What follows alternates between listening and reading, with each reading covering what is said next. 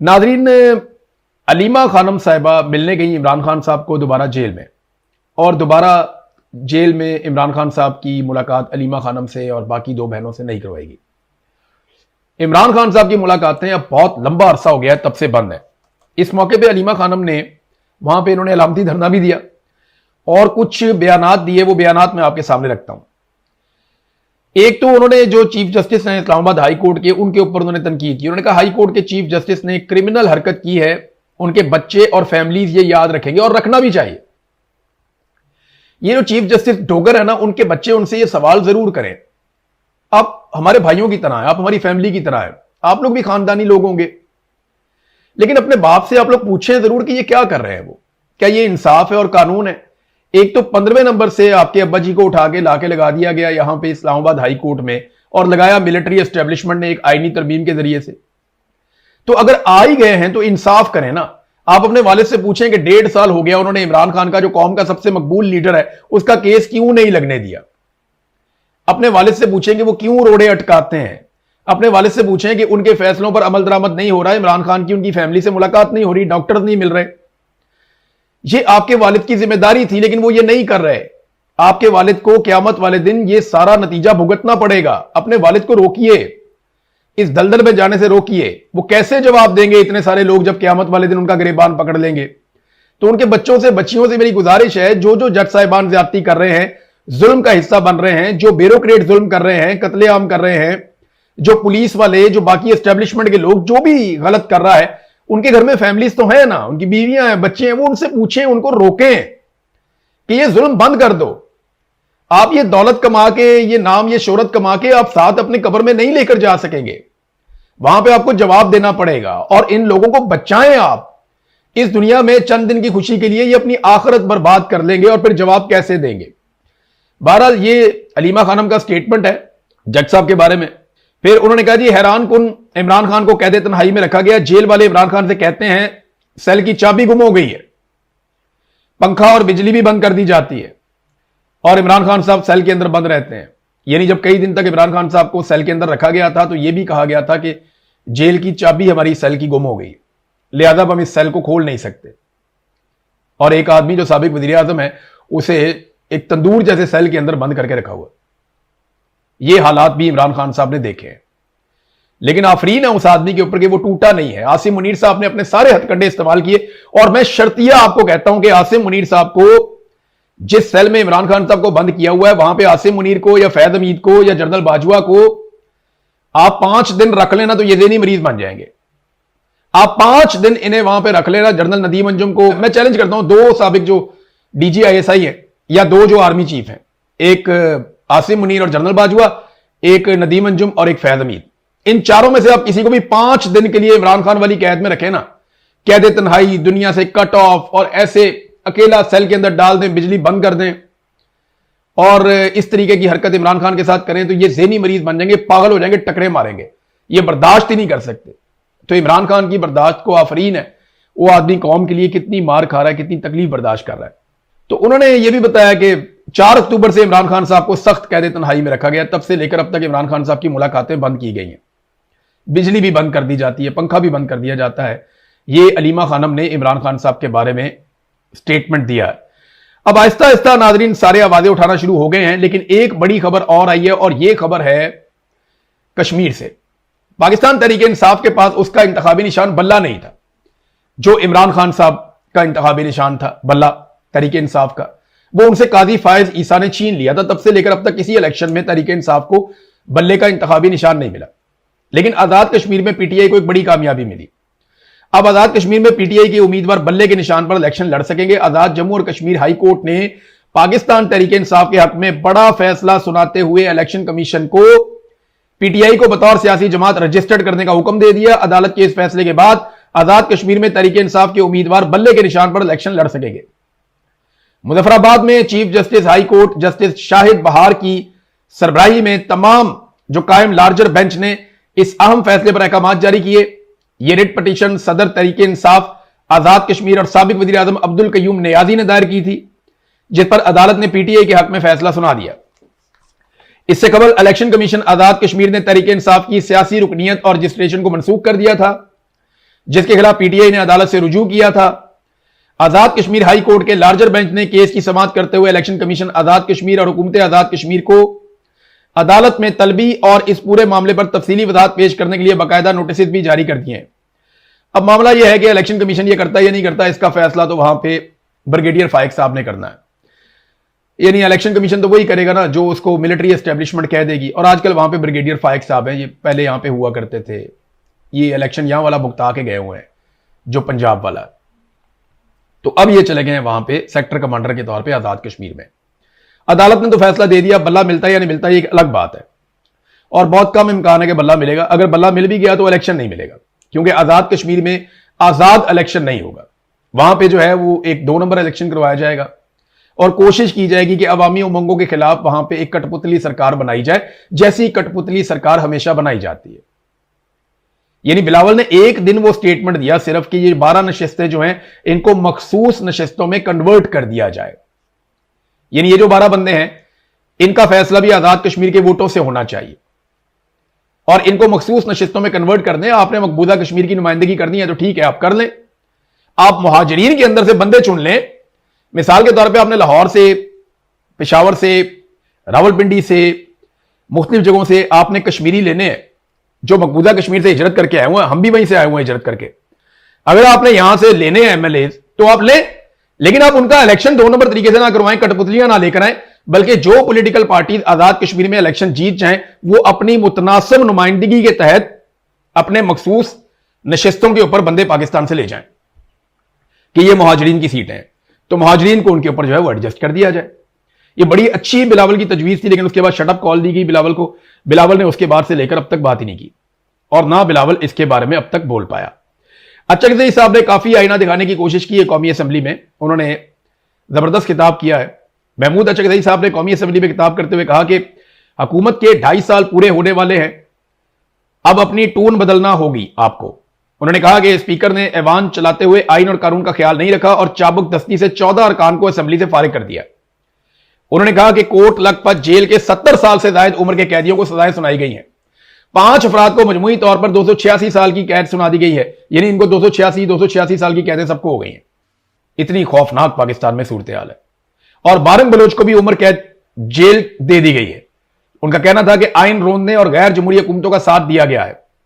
महमूद अचकज़ई ने कहा कि कश्मीरी चीख रहे हैं, इनके पास आटा और बुनियादी जरूरियात नहीं है। इस मामले पर वज़ीर आज़म शहबाज शरीफ से भी बात की, मगर उनका अंदाज पसंद नहीं आया।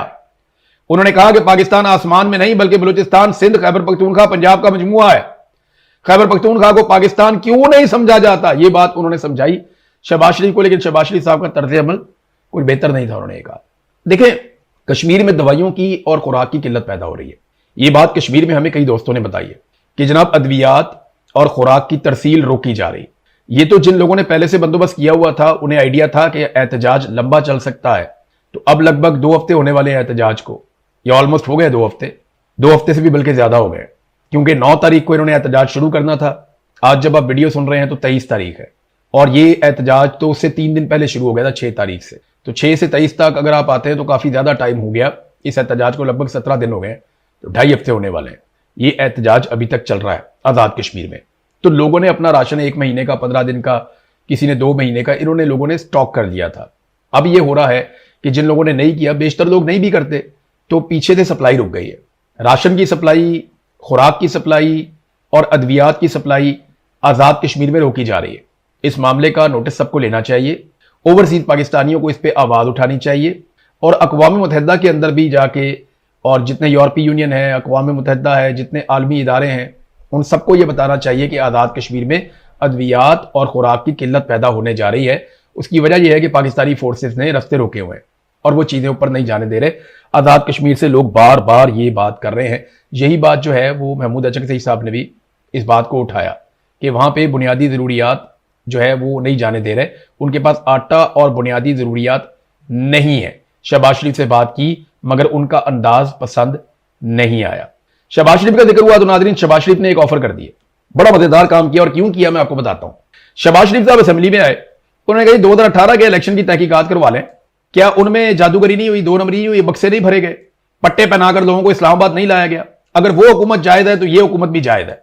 तहकीकात का शौक है तो 2018 से करते हैं, बात निकली तो दूर तलक जाएगी। पीटीआई को फौरी तौर पे ये ऑफर वजीर आजम की कबूल करनी चाहिए। देखिए, ऑफर करने का मकसद क्या है?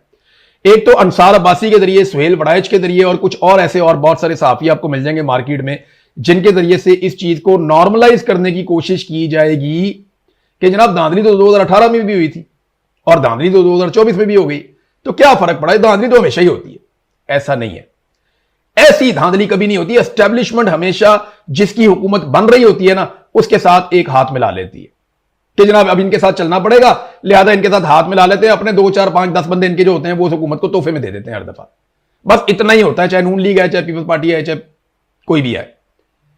अब जरा आ जाए आप 2018 के इलेक्शन में कितनी की धांधली हुई थी, इनको फौरी तौर पर इसकी तहकीकात करवानी चाहिए, क्योंकि बहुत बड़ा फर्क है।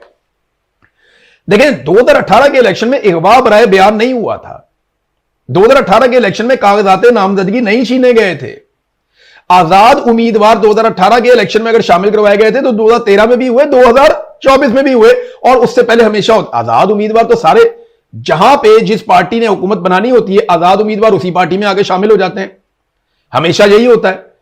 कभी कोई ले जाता है, कभी चौधरी निसार बात कर रहे होते हैं, कभी जहांगीर तरीन बात कर रहे होते हैं, कभी मोहसिन नकवी बात कर रहे होते हैं, या साद रफीक बात कर रहे होते हैं, और कभी पीपल्स पार्टी के लोग बात कर रहे होते हैं, और एस्टेब्लिशमेंट से भी वो बात करते हैं, जनाब ये आपके घोड़े हैं आजाद, ये हमारे हवाले कर दें। वो अपने घोड़ों को जिताते हैं, इनके हवाले करते हैं, उसके बदले में उनको बहुत छूट मिलती है।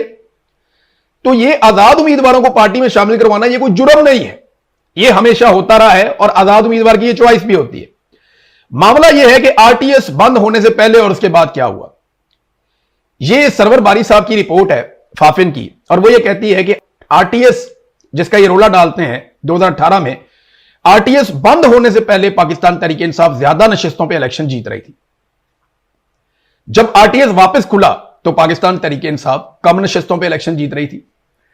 तो फिर आरटीएस बंद होने का फायदा किसको मिला? वो तो पीएमएलएन को फायदा दिया गया। सेंट्रल पंजाब में पाकिस्तान तहरीक इंसाफ से कम 20 से ज्यादा नशिस्तें छीन ली गई थी। वो जगह जहां पे हमने खुद जाके सर्वे किया था और पाकिस्तान तहरीक इंसाफ स्टेट में जीत रही थी, वहां से तहरीक इंसाफ के उम्मीदवारों को हरा के पीएमएलएन के उम्मीदवारों को लाया गया, जिनमें ख्वाजा आसिफ भी एक आदमी आप अच्छी तरह जानते हैं, और बहुत सारे लोग भी हैं। एहसन इकबाल का हमने बताया था, वो अपने हल्के में जीत रहा था। 2018 में वो जीता, 2024 में वो हारा, लेकिन दोनों मरतबा उसको एमएनए बनाया गया। इस तरह बेशुमार गुजरावाला की सीटें, सियालकोट की सीटें, वजीराबाद की सीटें, ये वो जगह थी जहां पे शेखुपुरा पे आप आ जाए, यहां पे पाकिस्तान तहरीक इंसाफ जीत रही थी। लाहौर की कुछ सीटें पाकिस्तान तहरीक इंसाफ से छीन ली गई 2018 के इलेक्शन में। तो सेंट्रल पंजाब से 2018 में पाकिस्तान तहरीक इंसाफ की 20 से ज्यादा सीटें छीनी गई और कराची में चंद सीटें दे दी गई। इस तरह इमरान खान को बेसाखियां पकड़ाई गई। तो करवाएं इंक्वायरी इसकी। अगर आप देखते हैं ना 2018 के इलेक्शन में जो बात आज शहबाज शरीफ ने की है, इमरान खान ने असेंबली के फ्लोर पर खड़े होकर 2018 के इलेक्शन के बाद इलेक्शन की आजादाना तहकीकात की पेशकश की थी, जिससे शहबाज शरीफ और इनकी पार्टी के लोग भाग गए थे। इमरान खान ने तो असेंबली के फ्लोर पे आके ये कहा था ना कि आप करवा लें तहकीकात। ये सारे भाग गए, इन्होंने कहा जी हमने तहकीकात नहीं करवानी। ये कभी इधर की बात करते थे, कभी उधर की बात करते थे। हालांकि 2018 इलेक्शन में 35 हल्के ऐसे थे जिसमें पाकिस्तान तहरीक इंसाफ के उम्मीदवार 500 से कम वोटों से हारे थे, और उन्होंने बाकायदा इस पर पिटीशन की हुई थी। यानी सबसे ज्यादा दरखास्तें जो हैं वो पाकिस्तान तहरीक इंसाफ की तरफ से दी गई थी 2018 के इलेक्शन में कि हमारे साथ धांधली हुई है। पीएमएलएन और पीपल्स पार्टी ने नहीं दी थी। तो 2018 के इलेक्शन को मशकूक बनाया गया इसलिए ताकि इमरान खान रोला ना डाले और हुकूमत के मामलात में। मुझे अच्छी तरह याद है कि इमरान खान साहब के साथियों ने इमरान खान साहब को, एक दिन मैंने भी ये बात की थी, हम और जर्नलिस्ट भी गए हुए थे, कि इमरान खान साहब आपको वो हुकूमत कबूल नहीं करनी चाहिए थी, आपके साथ धांधली करके आपसे सेंट्रल पंजाब में सीटें छीन ली गई थी। तो इमरान खान साहब ने कहा आप ठीक कह रहे हैं, हमें ये नहीं करना चाहिए था। तो मामला यह है कि 2018 में भी इमरान खान के साथ धांधली हुई थी। अब पाकिस्तान तहरीक इंसाफ को यह ऑप्शन फौरी तौर पे कबूल करनी चाहिए, क्योंकि इन इलेक्शन में जो हुआ है, सवाल ही नहीं पैदा होता हो पाकिस्तान की तारीख में कभी हुआ हो जो अब हुआ है।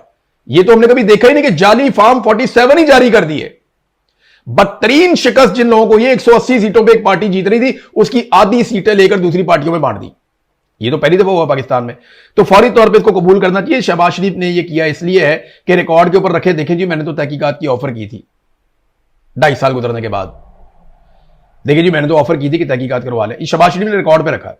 اور دوسرا PMLN کے لوگ یا ٹاؤٹس ہیں وہ اب یہ کہیں گے کہ جناب دیکھیں دھاندلی تو ہر دور میں ہوتی ہے. اور بھئی آپ جس دور کی بھی دھاندلی پکڑیں گے نا پیچھے پاکستان کی فوج نکلے گی. پاکستان کے فوجی جرنیلوں نے ہر دور کی دھاندلی کی ہے, چاہے 2018 کی دھاندلی ہوئی ہے عمران خان کے خلاف ہوئی ہے یا PMLN کے خلاف ہوئی ہے یا MQM کے خلاف ہوئی ہے, کسی کے خلاف بھی ہوئی ہے.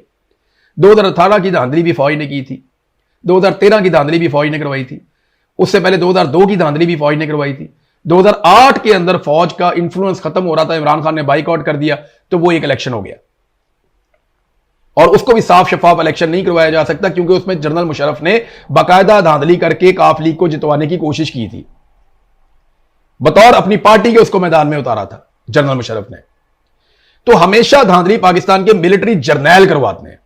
آپس میں لڑنے کی بجائے ان جرنیلوں کو پوچھیں گے یار تم ہر دفعہ الیکشن میں پنگا کیوں لیتے ہو, تم کیوں دھاندلی کرواتے ہو, کبھی بینیفیشری کوئی ہوتا ہے, کبھی کوئی ہوتا ہے, کبھی کوئی ہوتا ہے, کبھی کوئی ہوتا ہے.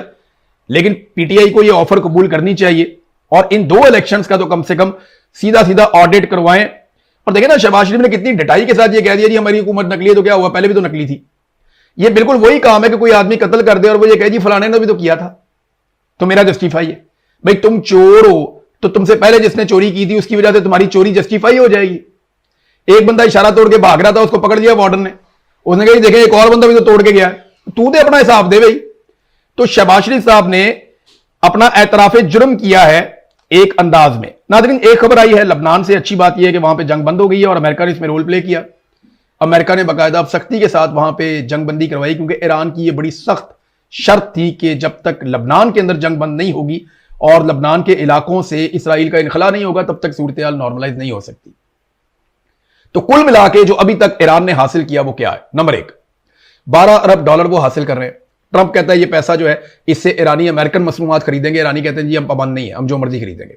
نمبر 2 ایران کو تیل کی سپلائی اور تیل بیچنے کی اجازت مل گئی. پاکستان کو ایران سے سستا تیل لینا چاہیے. کوئی ٹاؤٹ کہتے ہیں جناب کہ ایران کے بعد اچھی کوالٹی کا تیل نہیں ہے, بکواس کرتے ہیں. ایران کے بعد دونوں کوالٹیز کا تیل ہے. ایران کا ایک تیل بالکل ویسے ہے جیسے سعودی عرب کا تیل ہے, ایک تیل ویسے ہے جس میں سلفر کی مقدار زیادہ ہے. تو کچھ پاکستان کی ریفائنریز کی وہ کیپیسٹی بھی نہیں ہے, ہم اتنے جدید نہیں ہیں. ہماری کچھ ریفائنریز ایران کے تیل کے ایک بڑے حصے کو ریفائن کر سکتی ہیں اور تیل کا ایک حصہ ہے جسے ریفائن نہیں کر سکتی. کیونکہ جب بھی آپ تیل نکالتے ہیں کسی کنٹری میں, الگ الگ علاقوں سے جو تیل نکلتا ہے وہ میں ایک ویلاگ کر کے آپ کو بتاؤں گا, اس کی ساخت الگ الگ ہوتی ہے. کہیں پہ سلفر کی مقدار زیادہ ہوتی ہے, کہیں پہ کم ہوتی ہے, کہیں پہ نکل ہوتا ہے, کوئی اور چیزیں ہوتی ہیں, تو اس کو الگ کرنے کے لیے ریفائن کیا جاتا ہے تیل کو, اس کے لیے ریفائنری لگائی جاتی ہے. تو ایسا نہیں ہے کہ ہماری ریفائنریز ایرانی تیل کو ریفائن نہیں کر سکتی, بالکل کر سکتی ہیں, بڑے آرام سے کر سکتی ہیں, بڑے پیمانے پہ کر سکتی ہیں, لیکن اس کوالٹی کا تیل ہمیں ملے جو تیل سعودی عرب ہمیں دیتا ہے. اور وہ ایران کے پاس ایسے تیل کے ذخائر موجود ہیں اور بہت بڑے پیمانے پہ, یعنی 2 طرح کا تیل وہ نکالتا ہے نا ایران, اس میں ایک لائٹ فیول ہے اور ایک جو ہے وہ دوسرا ہے جس میں سلفر کی مقدار زیادہ ہے. تو آپ ایران سے لے سکتے ہیں, پاکستان کو یہ فائدہ اٹھانا چاہیے. بہت سارے ٹاؤٹ الٹی سیدھی باتیں کر رہے ہیں.